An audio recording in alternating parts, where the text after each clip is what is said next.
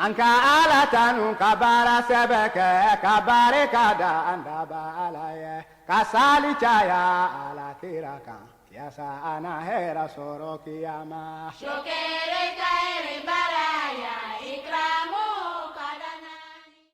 Aouzu billahi minash shaitanir rajim. Bismillahir rahmanir rahim. Fidèles téléspectateurs de la MTA francophone, assalamu alaikum wa rahmatullahi ta'ala wa barakatuh. Merci de nous prendre en marche pour un nouveau chapitre de Ciel Nouveau. Aujourd'hui, nous aborderons un sujet de société, un sujet qui vous concerne et que vous vivez au quotidien. Nous parlerons aujourd'hui de l'importance du voisinage. Le voisinage, la personne, la famille avec qui vous cohabitez, avec qui vous vivez de tous les jours. Quelle est l'attitude que chacun dans ses foyers, dans sa famille respective, devrait avoir envers, n'est-ce pas, son voisinage. Alors, avec nos invités, nous aborderons ce sujet dans toutes ses facettes. Et pour en débattre, nous avons sur ce plateau Molvi Zale Mohamed, salam alaikum wa rahmatullah, Molvi. Wa alaikum salam. Et Morabi Abdou Salam Touré, salam alaikum wa rahmatullah. Wa alaikum salam wa rahmatullah. Et merci d'avoir accepté encore une fois de plus notre invitation. Merci. Alors, le voisinage est un sujet effectivement de société. Nous le vivons au quotidien dans nos familles respectives. Comme on le dit, le voisin est ton premier parent, est ta première famille. C'est le voisin qui vole à ton secours dès les premiers dangers que tu vis. C'est encore le voisin qui vient manifester ta joie quand tu es heureux. Bref, le voisinage fait partie de notre quotidien. Alors, l'islam aborde le voisinage sous quel angle? Molvi Zale, en termes de voisinage, sous quel angle l'islam aborde-t-il ce sujet? Exactement. Comme nous disons, le Coran fait mention parce que de toute activité que nous avons dans la société. Voilà, toutes choses dont nous vivons avec est aussi mentionné dans le Saint-Coran. Le voisinage est un fait assez important. Voilà, que nous devons savoir que le Coran ne pouvait pas aussi laisser cela. Il a aussi bien mentionné dans le Saint-Coran à propos du voisinage. Par exemple, nous avons le verset 37 de chapitre 4 qui dit A'udhu billahi minash shaitanir rajim, bismillahir rahmanir rahim, wa'budullaha wa la tushriku bihi shay'a wa bil walidayni ihsana wa bizil qurba wal yatama wal masakin wal jari zil qurba wal jari al junub was sahibi bil janbi wabni sabil wa ma malakat aymanukum inna allaha la yuhibbu man kana mukhtalan fakhur. Qui veut dire, et adorer Allah et ne lui associer rien et témoigner de la bonté envers les parents, les proches parents, les orphelins et les indigents, le voisin qui vous est apparenté et le voisin qui vous est étranger, et le compagnon qui est à votre côté, le voyageur et ce que vos mains droites possèdent. Assurément, Allah n'aime pas les gens orgueilleux et vaniteux. Voilà. Nous voyons que le Coran a fait bien mention du voisinage. Et il a même fait mention de deux catégories du voisinage. Oui. Il a parlé du voisinage qui vous est parenté et du voisinage aussi qui vous est étranger. Cela veut dire quoi? Que tu connaisses la personne ou pas, que la personne est familière à toi ou pas, c'est ton voisin. Donc ce voisin-là a un droit sur toi. Donc tu dois t'arranger de telle sorte que ce voisin a tous ses droits. Voilà. Comme nous le savons dans la société, nous ne devons pas enfreindre aux droits du voisin. Voilà. Le voisin a droit au respect. Voilà. Par exemple, souvent dans notre société, nous voyons qu'il y a certains qui vraiment gênent beaucoup les voisins. Voilà, à travers les bruits. Ils ne considèrent pas que le voisin est dérangé. Donc il faut prendre en compte tous ces aspects-là, de telle sorte que le voisin ne soit pas dérangé ou que tu n'aies pas un impact négatif sur le voisin. Voilà, je pense que le Coran a fait mention dessus. Ok, déjà, Moulabi Zale Mohamed, on voit que le voisin, déjà ici avec le verset coranique, a déjà des droits sur le croyant, sur le musulman. il est appelé, n'est-ce pas, à respecter un certain nombre de choses vis-à-vis de son voisin. Qu'est-ce que vous pouvez dire? Vous voyez, ça c'est une base fondamentale pour vivre en harmonie dans la société. Donc sans distinction, sans discrimination, celui qui vit à côté de vous, que vous soyez de la même confession ou non, et là, il va au-delà pour dire que ce soit un parent ou un non-parent, ça revient à la même chose. Donc vous avez un droit, et ce voisin a un droit sur vous. Donc vous devrez veiller à son bien-être, ne pas le déranger et faire tout pour qu'il se sente à l'aise, que ce soit vous êtes de la même confession ou pas. Donc ça, c'est une base fondamentale pour une société bien apaisée. Donc au-delà de ça, le prophète sallam a rénuméré certains principes dans le voisinage. Il dit que l'ange Gabriel l'a tellement conseillé à propos du voisinage, jusqu'à un certain moment, il a cru que peut-être le voisin pouvait être l'un des héritiers de son voisin. Tellement il a mis de l'emphase là-dessus. Et l'a dit, c'est comme suite, « Mazala Jibrilu yosini biljari hatta zonantu annahu sayuwarisuhu » Donc, tu vois, ce n'est pas quelque chose qu'on doit prendre à la légère. Donc, c'est un enseignement fondamental pour une société, pour celui qui veut vivre dans la société bien en harmonie. Donc, il faudra d'abord mettre cette règle en pratique et le reste va s'ajouter. C'est une base. Donc, quand la base est bien fondée, le reste, vous pouvez mettre plus de poids et ça va aller. Donc, si tu ne t'entends pas avec ton voisin, vraiment, c'est un mauvais départ. D'accord. Là, on va faire un retour au simple prophète Muhammad sallallahu alayhi wa sallam, parce que Aïcha Anha nous a dit que c'était le Coran, n'est-ce pas, en mouvement. On va voir quelques exemples de lui. Comment est-ce qu'il s'est comporté et qu'est-ce qu'il a dit concernant, n'est-ce pas, ce sujet du voisinage? Exactement, le saint prophète Mohammed sallallahu alayhi wa sallam est un modèle exemplaire pour tous. Et nous avons vu qu'il a traité ses voisins avec beaucoup de respect, beaucoup d'humilité. Voilà. Et comme le frère Zali vient de le mentionner, il dit que Djibril a tellement insisté sur le voisinage qu'il a pensé que le voisin serait parmi ceux qui vont l'hériter. Voilà, hériter une personne. Voilà. En fait, le voisin, d'abord, il faudrait savoir que le voisinage n'a pas de considération comme si, par exemple, celui-là est musulman, ça ne prend pas en compte peut-être la religion ou l'ethnie. Voilà. Mais celui qui vit à ton côté, c'est ton voisin. Par exemple, il y a un hadith du Saint-Prophète Mohammed sallam qui dit que le voisinage se tend sur 40 maisons sur ta droite et 40 maisons sur ta gauche. Okay? C'est-à-dire que tous ceux qui vivent dans ton entourage font partie... 40 maisons à droite, maisons à gauche, voilà. Tout cela font partie, n'est-ce pas, du rayon de ton voisinage. Exactement. Ça ne veut pas dire que seulement celui qui vit peut-être juste à côté de toi est ton voisin. Mais tout l'entourage fait partie du voisinage. Par exemple, nous avons un exemple assez parfait dans la vie du Saint-Prophète Mohammed sallallahu alayhi wa sallam. Lorsque l'islam arriva dans les débuts à la Mecque, il y avait les Mecquois qui trouvaient difficile d'accepter l'islam et ils causaient beaucoup de tort au Saint-Prophète Mohammed sallallahu alayhi wa sallam. Voilà, et il y a eu un instant où il y avait eu une très grande famine à la Mecque. Voilà, et les gens mouraient, ne gagnaient pas assez d'eau, pas de nourriture. Voilà. Malgré tous ces méfaits qu'ils ont eu à poser au Saint-Prophète Mohammed sallallahu alayhi wa sallam, ils se sont réunis et ils ont décidé que, bon, pourquoi ne pas aller encore vers lui pour lui demander de prier pour nous. Voilà. Ils se sont réunis, ils ont choisi un chef qui est Abu Sufyan pour venir voir le Saint-Prophète Mohammed sallallahu alayhi wa sallam, s'il pouvait prier pour que cette famine puisse disparaître. Effectivement, malgré tous ces torts qui ont été causés par ce voisinage-là, le Saint-Prophète n'a pas pris en considération tout cela. Il a prié pour ce peuple-là, afin qu'il puisse sortir de cette difficulté.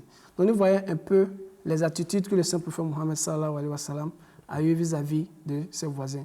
Donc nous pensons que vraiment c'est très important de donner le droit à son voisin. Il y a aussi un hadith qui dit que ton voisin a un droit sur toi.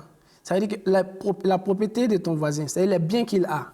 Voilà, c'est un devoir sur toi de prendre soin de ces biens-là. Voilà, tu dois aussi être un protecteur de ces biens-là. Personne ne devrait venir détruire ou fait quelque chose de mal à ses biens et toi, en tant que ton voisin, tu es là. Non, tu devais défendre ces propriétés-là comme si tu défendais tes propres droits. Voilà, donc nous voyons un peu les enseignements que le Saint-Prophète Mohammed sallallahu alayhi wa sallam nous a donnés concernant le voisinage. Alors, en fait, je rebondis à ce qu'il a dit. Vous voyez, quand il y a eu cette famine-là, quand les Mécois sont partis, vous voyez, en ce moment, le Saint-Prophète Mohammed sallallahu alayhi wa sallam ne vivait pas à la Mecque. Oui. Il était déjà à Médine. Mais le lien qui s'était établi auparavant, et quand vous voyez la distance qu'il y a entre Mecque et Médine, c'est pas 40 maisons seulement. C'est des centaines de kilomètres. Oui. Mais malgré tout, voilà comment il a réagi. Le quatrième calife dit que le moment que cette demande est arrivée, il dit que ça n'a même pas pris du temps. Le Saint-Prophète Mohammed sallam s'est mis à réunir les moyens, non pas seulement prier, et aussi envoyer le matériel nécessaire pour ces gens-là. Alors, donc, dès à la première demande, voilà comment a été la réaction du Saint-Prophète. Ceux qui l'ont torturé, ceux qui ont même tenté à sa vie, et qui ne vivent pas parmi ceux-là. Donc, mais une fois que la demande est faite, il s'est vu que non, ce sont mes parents, ce sont mes voisins, malgré que la différence qu'on a, de toute façon, on est voisins, on est liés en tant que tel parce que nous sommes les habitants du même pays, nous sommes des humains. Donc, aussitôt, il a pris leur demande en considération et à la même heure, mettre tous les moyens qu'il avait à sa disposition pour pouvoir subvenir aux besoins de ses voisins, si on peut le dire dans ces termes. Et un indice pour appuyer sur ça, le Saint-Prophète Mohammed sallam dit que celui qui croit en Allah et au jour du jugement, falayu zigarahu. Et que celui qui croit en Allah et au jour du jugement, qu'il ne cause pas de tort à son voisin. On peut dire, ok, je ne fais pas du mal à mon voisin, voilà. Bien. Mais là, je ne fais pas du mal à mon voisin et je ne lui fais pas du bien aussi. Là, ce n'est pas ça. Il ne faut pas lui faire du mal et il faut l'apporter quelque chose de bénéfique. Il ne faut pas rester muet, comme le frère Abdou Salam l'a dit. Donc, l'aider, il faut pas, l'enseignement, l'ordre n'est pas ici de rester muet. Ok, c'est bon, c'est sa propriété, moi je ne suis pas dedans. Non, non, non, ça ne doit pas être comme ça. Non seulement tu dois veiller à sa propriété et à son bien-être. Voilà un peu l'enseignement que le Saint-Prophète sallam nous a légué. D'accord. En tout cas, ce que vous dites est vraiment très édifiant parce qu'on voit que le Coran, non seulement en fait mention, mais donne même des instructions. Et c'est un aspect qui est peut-être beaucoup négligé par les musulmans de nos jours. Peu sont ceux qui savent que le Coran, effectivement, donne des droits aux voisins et demande aux musulmans, effectivement, de respecter ces droits-là. Alors, j'allais vous demander, quelle est, par exemple, la sanction qui pourrait être infligée à un musulman si jamais il ne s'alignait pas, n'est-ce pas, sur ce que le Coran a déjà prescrit, pour un musulman qui transgresse vraiment les droits du voisinage. Ah, effectivement, nous savons que dans la vie du Saint-Prophète Mohammed sallallahu alayhi wa sallam, forcément, il y aura des personnes qui, malgré tous les bienfaits qui ont été dits par rapport au voisinage, arriveront quand même à causer du tort à leurs voisins. Donc, il y a aussi des hadiths ou des dits du Saint-Prophète Mohammed sallallahu alayhi wa sallam qui aussi attirent l'attention de ces derniers-là. Voilà, que s'ils arrivaient à commettre du tort ou à poser des actions qui allaient contre le droit de leurs voisins, ils auront un certain nombre de difficultés ou ça sera un peu sur eux comme un péché. Voilà, par exemple, nous avons un hadith du Saint-Prophète Mohammed sallallahu alayhi wa sallam qui dit que la personne ou le croyant ne devrait pas faire du mal ou déranger son voisinage. Voilà, tu devrais t'arranger en aucun cas que tes actions, que ce soit par tes dits ou que ce soit par tes faits, ne devraient en aucun cas porter préjudice ou apporter des difficultés à ton voisin. Voilà, nous avons aussi un hadith dans lequel le Saint-Prophète Mohammed sallallahu alayhi wa sallam était assis parmi ses compagnons. Et tout d'un coup, il dit, celui-là n'est pas un croyant. Celui-là n'est pas un croyant. Celui-là n'est pas un croyant. 3 fois, il a répété. Mais les compagnons n'ont pas compris. Ils étaient un peu étonnés. Ils ont demandé au Saint-Prophète Mohammed sallallahu alayhi wa sallam, mais Ya Rasulallah, qui n'est pas un croyant? Il dit, celui-là n'est pas un croyant, celui dont le voisin n'est pas protégé de ses méfaits. Voilà, c'est-à-dire que si dans toutes tes actions que tu fais, ton voisin n'est pas protégé de tes méfaits, donc tu n'es pas un croyant. Il y a aussi un autre hadith qui est un peu similaire à celui-là, mais dans lequel il a dit, celui-là n'ira pas au paradis. Celui-là n'ira pas au paradis, celui dont le voisin n'est pas sauvé de ses méfaits. Donc nous voyons un peu les sanctions dont les hadiths font mention. Donc nous devons vraiment tenir compte de notre voisinage, voilà, parce que le voisin fait partie de la famille. Voilà, le voisin, comme le Saint-Coran l'a mentionné, le voisin que tu le connaisses ou que tu ne le connaisses pas, qu'il soit étranger ou qu'il soit de ton pays, voilà, qu'il soit musulman ou qu'il ne soit pas musulman, qu'il soit de ton ethnie ou qu'il soit de notre ethnie, il a un droit sur toi en tant que voisin que tu devrais respecter. Celui-là, oui, vous voulez ajouter quelque chose? Voilà, je reviens à ce qu'il a dit, c'est une règle d'or pour vivre en harmonie. Vous voyez, quand vous dites que quand le musulman se dit que non, il est musulman, ça ne s'arrête pas là seulement d'aller prier. Tout ça fait partie. Et voilà l'hadith que le frère Salam vient de réciter. Le frère Salam a répété ça 3 fois. Donc pour montrer, pour mettre de l'emphase, pour dire que non, ce n'est pas quelque chose qu'il faut prendre à la légère. C'est un droit. Et quand vous ne vous acquittez pas de ce droit, peut-être vous pouvez être demandé, mais en réalité, comme vous l'avez au départ, vous avez posé la question, il y a quelle punition? En fait, le prophète sallam n'a pas rédigé une punition corporelle pour dire que non, celui qui ne respecte pas son voisin, voilà, doit être cette punition doit être infligée sur la personne. Non, il n'y a pas de punition de manière directe ou bien concrète. On peut dire que non, par exemple, tu as fait ça et voilà la punition que tu mérites. Mais ça montre l'état de ta croyance. Ça montre jusqu'à quel niveau tu es un vrai musulman, jusqu'à quel niveau tu es un vrai croyant. Sinon, en disant qu'il n'y a pas de punition corporelle ou bien que l'homme peut infliger à celui qui n'obéit pas à ses règles. N'est pas un croyant, n'est pas un croyant, n'est pas un croyant, celui-là effectivement qui ne respecte pas les droits de son voisin, je pense que c'est une punition quand même un peu sévère. Maintenant, j'allais vous poser la question. Ça, c'est le droit que le voisin a envers, n'est-ce pas, le musulman. Alors, est-ce que le voisin qui est invivable, qui a des comportements qui nuisent également aux musulmans, quelle devait être l'attitude du musulman vis-à-vis de ce dernier-là? Un voisin, effectivement, qui ne respecte pas non seulement les droits du musulman, mais qui se comporte de façon malveillante envers son voisin qui est musulman. Abou Salam? Oui, effectivement. Nous avons les exemples qui nous ont été donnés à travers la vie du Saint-Prophète Mohammed sallam et aussi la vie du fondateur de la communauté islamique Ahmadiyya. Voilà. Nous avons par exemple dans la vie du Saint-Prophète, nous écoutons dans l'histoire qu'il y avait une femme qui, à chaque fois, versait de la saleté sur son chemin ou sur l'île, partout où il passait.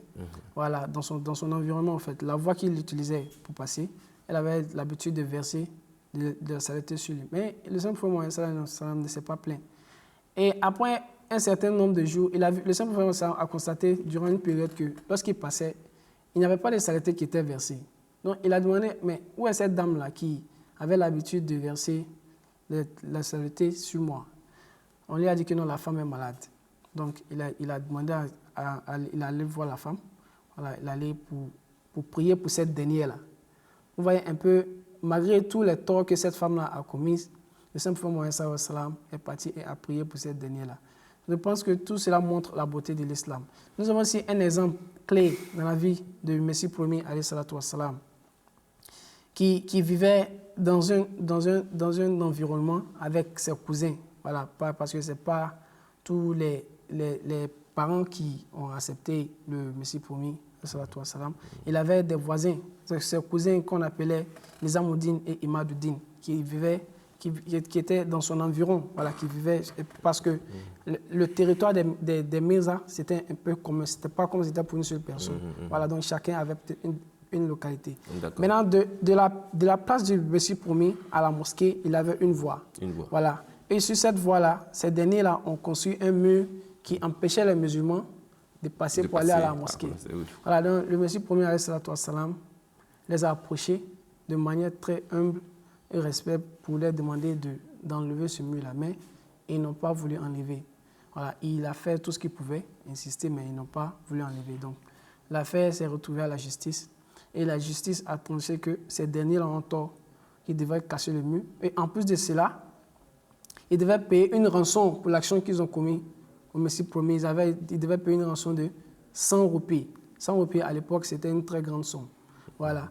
Mais après de la justice, lorsqu'ils sont arrivés à la maison, ces derniers-là sont venus, ils ont effectivement enlevé le mur et ils ont demandé au Messie premier de les pardonner pour la rançon. Et effectivement, malgré tous les torts qu'ils ont commis, il les a pardonné la rançon qu'ils devaient payer. Donc nous voyons un peu l'exemple de ces derniers-là. Donc le voisin qui est invivable, cela ne devrait pas dire que tu devrais avoir de mauvaises réactions avec lui. Le Saint-Coran aussi nous dit qu'il faut essayer de repousser le mal avec le bien. Voilà. Donc lorsque quelqu'un te fait du mal ou du tort, cela ne devrait pas dire que tu devrais réagir de la même manière envers cette personne-là. En tant que musulmans, nous avons le reflet de la paix. Nous avons le reflet des actions qui sont bonnes. Donc, à travers ton action, tu devrais montrer que oui, toi, tu es un musulman. Tu ne devrais pas réagir de façon négative envers cette personne, envers ce dernier-là. Donc, quelqu'un qui est dans ton entourage ou dans ton voisinage ou ton voisin qui, à travers ses actions, te cause du tort, je pense que nous devons prendre l'exemple de nos leaders, c'est-à-dire le Saint-Prophète Mohammed sallallahu alayhi wa sallam et le fondateur de la communauté islamique ahmadiyya. Ok. Comment est-ce que le prophète Saint-Prophète Mohammed sallallahu alayhi wa sallam se comportait avec ses voisins? En fait, le prophète sallam, il y a beaucoup de récits. Tout d'abord, avant de venir à votre question, vous voyez, quand vous vivez avec quelqu'un qui vous cause du tort et que vous ne réagissez pas de manière négative, un moment ou l'autre, il s'en rendra compte que vraiment j'ai causé du tort à ce monsieur et il serait contraint de changer son attitude. Oui. Sans pour autant lui... Mais quand vous répliquez, donc il aura l'audacité de continuer et que vous revenez à la même chose. Vous êtes maintenant sur le même point d'égalité. S'il est mauvais, et toi tu es mauvais. Donc, comme le frère Salam l'a si bien dit, le Saint-Coran dit que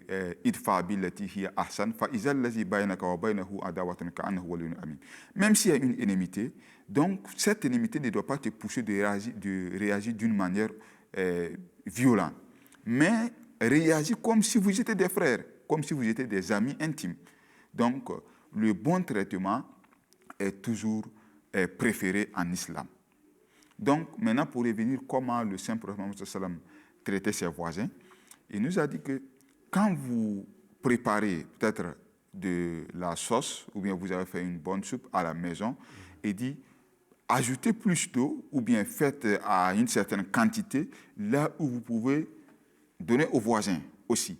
Et ça a été une pratique du Saint-Prophète. Une fois qu'il avait quelque chose du bien à la maison, automatiquement, il pensait toujours aux voisins. Il y a un hadith de Abu Huraira, c'est Abu Huraira qui raconte les faits, parce que la maison du prophète n'était pas aussi éloignée de la mosquée.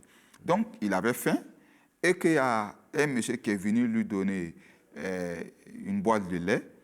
Donc, le prophète sallam qui était là, ses voisins, ceux qui étaient à la mosquée, oui, automatiquement, il a appelé ses anges de venir, on va partager ça ensemble. Wow. Voilà comment il était généreux envers ses voisins. Et il dit que même si vous partez au marché, vous avez payé des fruits ou bien quelque chose comme ça pour venir à la maison, faites en sorte que de donner un peu aux voisins. Si vous ne pouvez pas, donc cela ne doit pas être une source de fierté, montrer votre fierté à votre voisin qui est moins privilégié que vous. Donc, il a toujours dit que gardez en esprit le confort de votre voisin. Et il a fait et il nous a légué cet enseignement. Donc, c'est à nous de mettre cet enseignement en valeur et montrer au monde aujourd'hui, voilà que nous sommes des héritiers de ces très beaux enseignements et ces règles d'or. Ah oui, des règles d'or, de très beaux enseignements, vous l'avez dit. Alors, on se pose la question de savoir de nos jours, on sait que l'homme n'est toujours pas à la maison, il est tout le temps dehors en train de travailler, il revient certainement dans la soirée. Et ceux qui sont plus en contact, ce sont celles qui restent à la maison, nos femmes, nos épouses. Alors, de façon solennelle, de façon générale, est-ce que le Saint-Prophète a adressé un message à ces derniers-là? Effectivement, nous trouvons dans les hadiths les paroles du Saint-Prophète Mohammed sallallahu alayhi wa sallam adressées aux femmes. Par exemple, nous avons un hadith dans lequel il dit aux femmes que même si dans ta maison tu trouvais seulement qu'une pièce de viande de mouton, se référant à une cuisse de mouton, parce qu'à l'époque, cette partie-là du mouton était facile, très facile à avoir. Il disait que même si tu n'avais que seulement que ça à la maison, quelque chose qui n'est pas aussi valeureux que ça, mais il faudrait toujours partager cela avec ton voisin.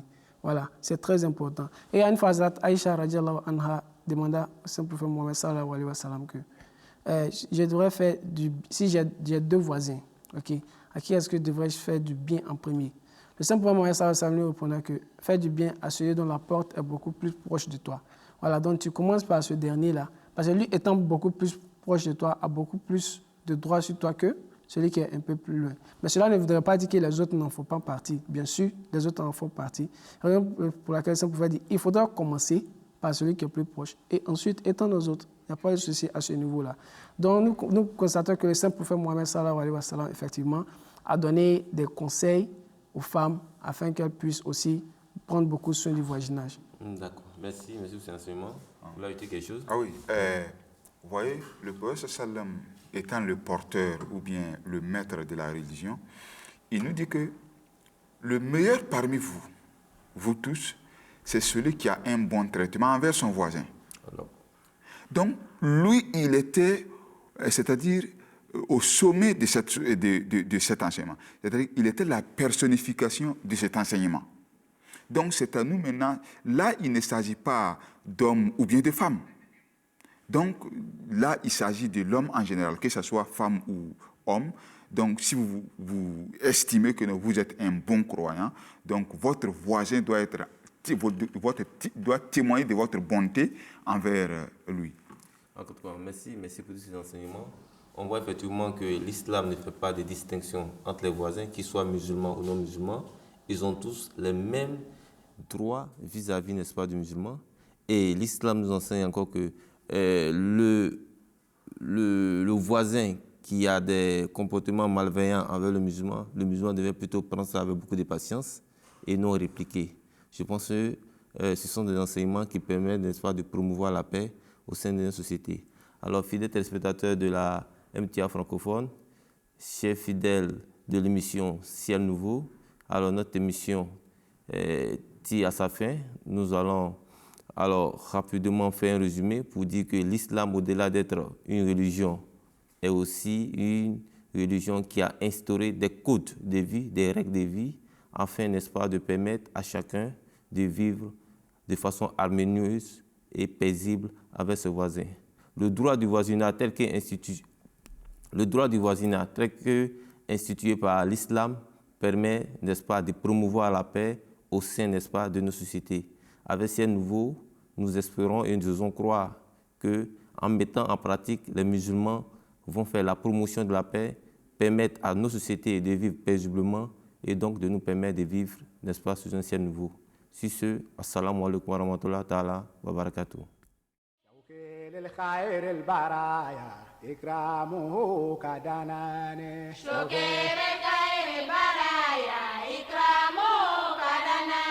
Anka ala tanu kabara sebeke kabare kada andaba alaye kasali chaya ala tiraka yasa ana hera soro kiyama Shokere kaere baraya ikramu